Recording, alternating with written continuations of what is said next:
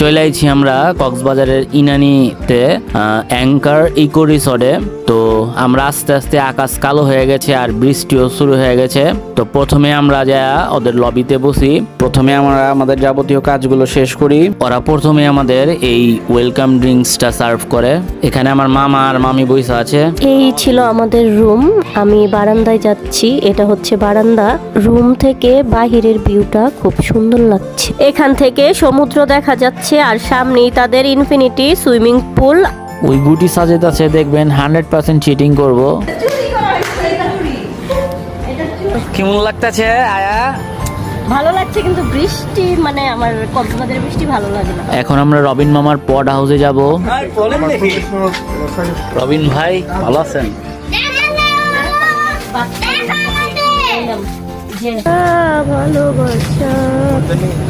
যেটা তুমি আমারে বাসো না। দেখছেন, আপনারাই দেখেন, আপনারাই আলা বিচার করেন। আমি